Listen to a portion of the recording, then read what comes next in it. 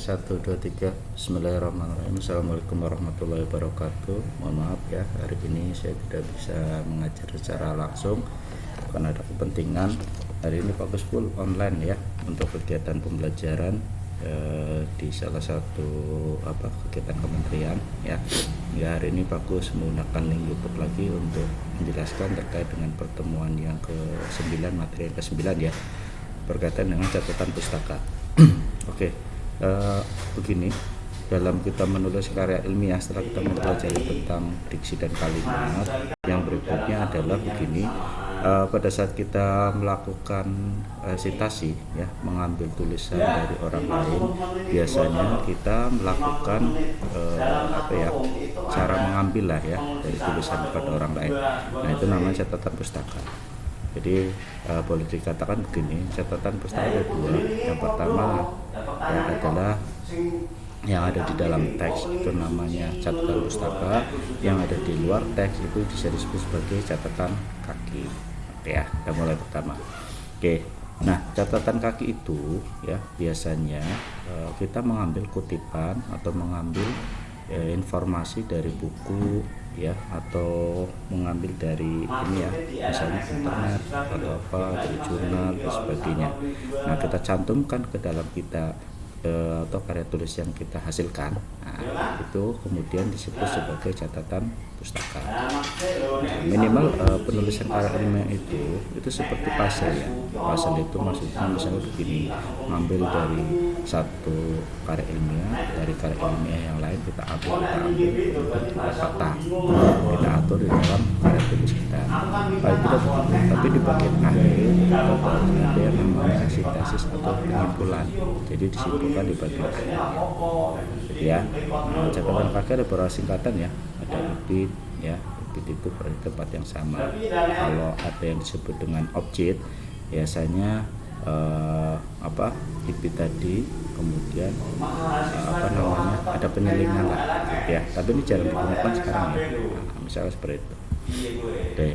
Nah, yang kedua adalah dalam penyusunan teknik catatan pustaka, cara penulisan itu ada beberapa hal ya. Dalam aturan bahasa Indonesia itu sebenarnya penggunaan nama itu hanya nama akhir saja.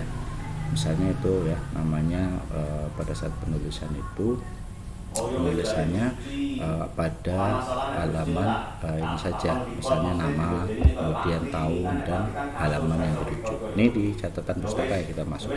Makanya ini sebagai salah satu bentuk tanggung jawab kita ya. Jadi tulisan orang lain kita juga harus menuliskan sumber yang jelas, yang relevan, nah begitu. Nah, ini contohnya. Jadi teknik penyusunan itu penulisannya hanya nama akhir saja, tahun, kemudian halaman ya. Yang pertama benar ya, misalnya bahasa hal ini karena itu penulisannya nanti korelasinya pada daftar pustaka di akhir namanya ya, karena kita menggunakannya biasanya menggunakan pola Harvard ya. Nah, yang berikutnya teknik penyusunan dalam pustaka itu boleh tadi kalau yang pertama itu di depan benar, ini bisa juga di belakang, tapi penulisan di belakang menggunakan tanda kurung, dalam kurung Lovell 2008 308 sampai 309. Jadi boleh ya, mau yang ini di depan boleh seperti itu, namanya dikeluarkan atau namanya di dalam kurung, makanya Lovell seperti itu ya. Nah, catatan pustaka juga begini, kalau ya ternyata di dalam catatan pustaka itu ada lebih dari satu orang. Kalau 2 orang bisa ditulis ya, misalnya di situ pengenalan korban ditentukan oleh hubungan yang erat membaca Bush and Hubner. Nah, itu Bush dan Hubner itu 2 orang, 2009 ya, halaman 30. Kalau lebih dari 3, lebih baik menggunakan seperti contoh yang kedua, yaitu Musen DKK. Nah, DKK itu dan kawan-kawan ya, itu lebih dari 3 ya. 3 saja sudah Musen DKK, enggak apa-apa. Kalau 2 boleh ya, kalau lebih dari 2, 3 ya Musen DKK saja. Nah, siapa yang ditulis? Nama yang pertama ya di dalam buku ataupun referensi yang kita gunakan. Oke ya, misal gitu. Nah, ini ya, jadi ada kalanya ya, misalnya kita punya buku orang ya, punya referensi referensi yang tulisannya itu sama, namanya itu sama. Nah, tetapi yang membedakan itu adalah judul bukunya. Ya, kalau yang ada seperti itu, ya, misalnya karyanya Roosevelt ya di sini, dia punya buku di tahun 2019. Nah, bukunya ada 2, judulnya berbeda. Nah, maka kita bisa gunakan 2009A dan 2009B. Ya, kalau bukunya ada 2, kalau satu ya tidak usah. Nah, kadang kan ada ya penulis yang menulisnya lebih dari satu buku. Nah, ini ya Roosevelt 2009A dan Roosevelt 2009B. Ini artinya bukunya ada 2 judul yang berbeda. Oke ya. Nah, berikutnya ya, kadangkala ya di dalam penulisan sebuah citasi atau mengutip dari tulisan orang lain, biasanya itu ada yang namanya sumber yang menjadi rujukan utama. Nah, biasanya diambil secara bersama-sama, biasanya sebagai referensi utama, misalnya buku teori-teori pokok ya. Kalau ada seperti itu, kemudian kita punya beberapa buku yang kemudian di dalamnya juga memuat ya terkait dengan pendapat tersebut, maka dituliskan begini, model konseptual misalnya ini. Nah, ini ya diambil dari Brunner, Slobin, Harris, dan Sipai. Nah, kalimat ini ada di bukunya Brunner, Slobin, Harris, dan Sipai, gitu ya. Jadi perlu dipahami ya pada saat misalnya melakukan kegiatan pengambilan catatan pustaka misalnya, ini menandakan bahwa kalian itu literasinya bagus. Karena apa? Punya beberapa buku dan ternyata informasinya dia diambil beberapa sama ya, gitu. Ini luar biasa ya, ada Brunner, Slobin, Harris, Sipai. Nah, penulisannya itu berurutan ya dari yang tertua sampai yang gitu. Oke ya, lanjut. Nah, ternyata di dalam penulisan tadi ada buku-buku referensi utama. Nah, buku referensi utama itu buku yang diambil seperti tadi menurut siapa dan sebagainya. Ya, langsung. Tapi ada juga pendapat orang lain, kita ambil dari buku orang lain karena kita tidak mendapatkan buku itu atau bukunya yang menulis yang utama. Maka ada yang namanya referensi kedua atau sekunder. Nah, referensi kedua atau sekunder itu penulisannya itu seperti ini, dalam Musen. Jadi ini pendapat Skinner, tapi tidak dalam bukunya Skinner, adanya di dalam bukunya Musen. Makanya namanya sumber referensi yang disebut dengan referensinya adalah sekunder. Intinya begitu. Oke ya. Nah, yang berikutnya catatan kaki. Sebenarnya catatan itu sama seperti catatan pustaka, hanya kalau catatan kaki itu dikeluarkan dari dalam teks ya, sehingga kemudian karena dikeluarkan maka penulisannya pun berbeda. Biasanya ada kalau kalian klik di Word itu ada footer. Nah, saat di footer itu sebenarnya di luar teks, makanya namanya catatan kaki. Nah, di luar teksnya di bawah ya. Nah, namanya juga kaki kan, kaki di bawah ya. Oke. Nah, ini cara pembuatan kaki ya. Biasanya tidak boleh melebihi 3 cm. Ya, pokoknya tulis di bawah saja lah ya. Ini kan kadang-kala ketika harus kita atur. Pokoknya di footer saja lah ditulis begitu. Nah, ya. Kemudian jaraknya 3 spasi ya, margin kiri, pokoknya ditulis saja lah menggunakan hurufnya PK atau huruf elip ya, jenis fontnya ya. Nah, ini catatan kaki itu sebenarnya sama seperti daftar pustaka penulisannya, hanya tidak dibalik saja. Oke.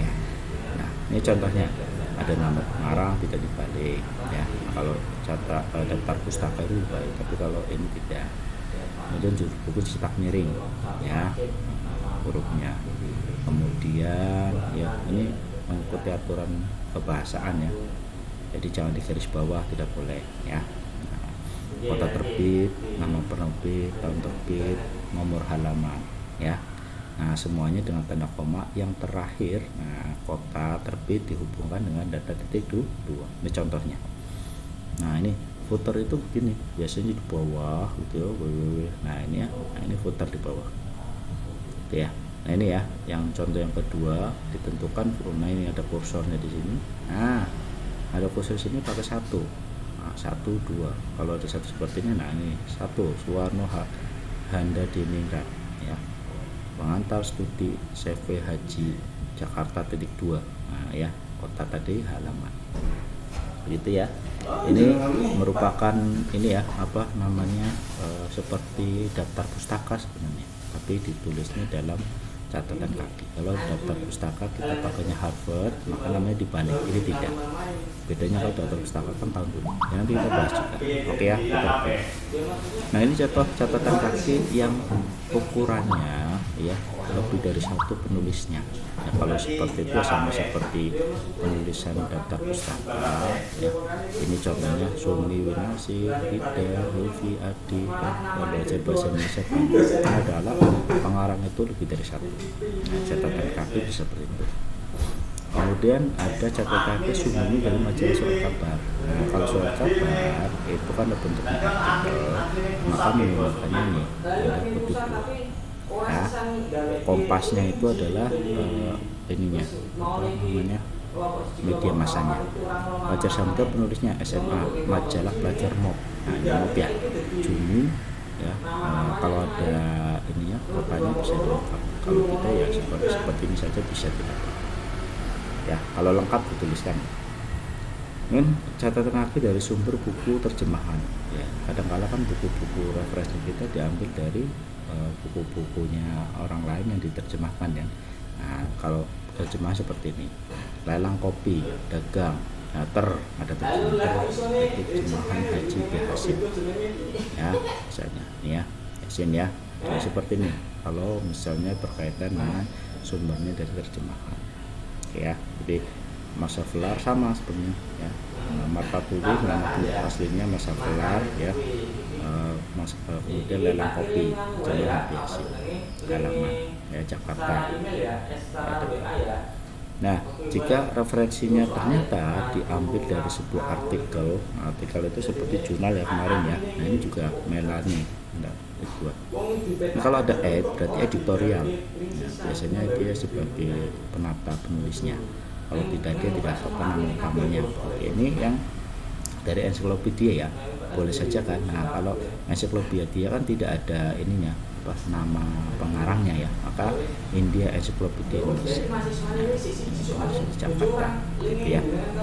Jadi ini dari artikel biasanya, jadi nama, kemudian apa namanya, judul ya, kemudian majalahnya apa atau jurnalnya apa, kemudian kota ya, kota jurnal, kurang lebih begitu.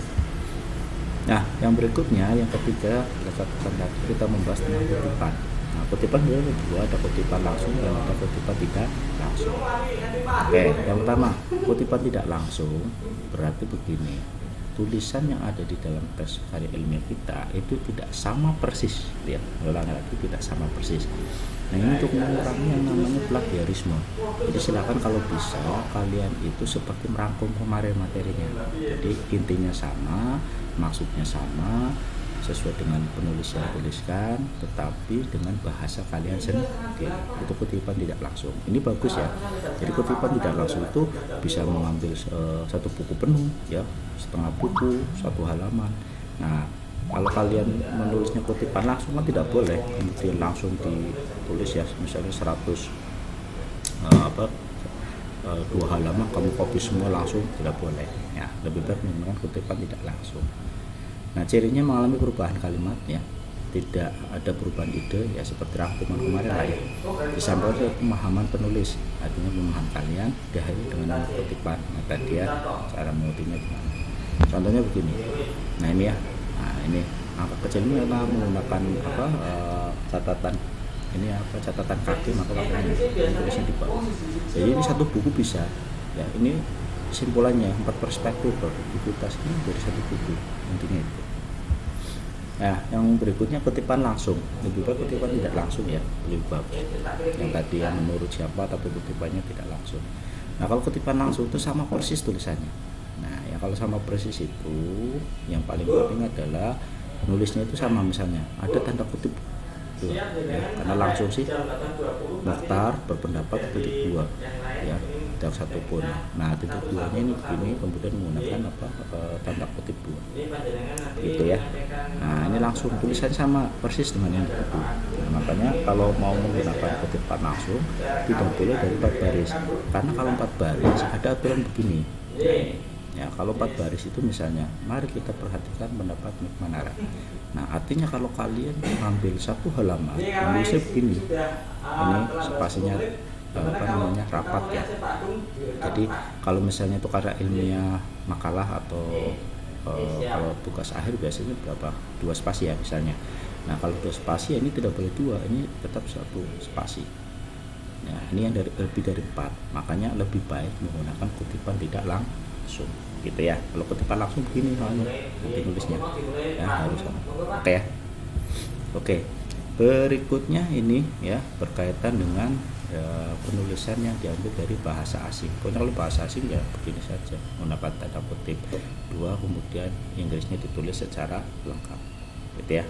Kenapa miring ya, karena bahasa Inggris ya, aturan penulisan ejaan bahasa Indonesia harus miring. Yang terakhir daftar pustaka ya. Oke, intinya daftar pustaka itu dituliskan di akhir. Nah, kalau kita mau lihat tulisan daftar pustaka itu ada beberapa referensi yang kita gunakan, dan kita menggunakan pola Harvard ya, yang kemarin disitasi dibaca itu ada pola Harvard, ada pola-pola yang lain. Nah, yang pertama ya, referensi yang utama sebenarnya hasil penelitian. Hasil penelitian itu dimulai dari jurnal ya, tapi dari buku juga tidak apa-apa, ada e-book, ada yang lainnya dan sebagainya. Nah, ini ya, yang pertama sumber buku Kunchoro Ningrat, jadi singkatannya NTJKP ya. Ini bedanya seperti ini ya. Kalau daftar pustaka itu nama, tahun. Kalau catatan pustaka setelah nama, judul. Catatan kaki ya. Nah, ini kalau catatan daftar pustaka NTJKP ya. Nah, ini nomor bukunya miring, Jakarta kotanya dan ketujuannya itu ya, penerbitnya gitu ya. Termasuk bisa nama orang maupun nama lembaga ya, Biro Pusat Statistik misalnya boleh ya, tahun ya, Jakarta. Nah, ini kalau skripsi atau tesis disertasi penulisan di akhir namanya dibalik ya, etoto atau ini sebenarnya korelasinya dengan tadi catatan pustaka yang hanya menggunakan nama akhir saja. Nah, karena ini tesis atau penelitian maka menggunakan tanda kutip 2. Disertasi tugas akhir gitu ya, jadi 2 misalnya Poltekkes Semarang gitu ya, saya begitu. Oke, nah ini sumber sebagai sumber acuan. Nah, ini jurnal juga ya, ini jurnal dari luar negeri, tahun, kemudian judulnya, jurnalnya apa ya, dipublikasikan ini volume berapa, di nomor urut ininya, artikelnya, halamannya berapa. Nah, ini kalau lengkap ya, ada misalnya Journal of Counseling Psychology, misalnya Boston University. Karena kan jurnal dikeluarkan oleh lembaga pendidikan bisa pakai. Kemudian makalah juga bisa. Nah, ini makalah juga bisa ya. Karta Dinata S 2009 tanda kutip 2 ya. Nah, misalnya ini makalah yang tidak dipublikasikan. Misal kalian dapat dari suatu seminar ya. Nah, maka ditulis saja makalah konversi itu ya. Tanggalnya berapa juga boleh ya. Kemudian majalah juga sama ya, majalah kan ini nama setelah nama penulisnya, tahunnya, kemudian ini judul artikelnya. Nah, ini majalahnya Prisma ya, kemudian tahunnya ini, halamannya Jakarta kotanya gitu ya. Surat kabar pun boleh ya, boleh surat kabar 2009.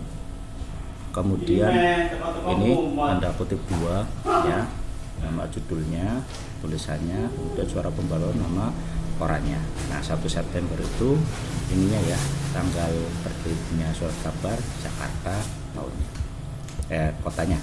Internet juga begitu.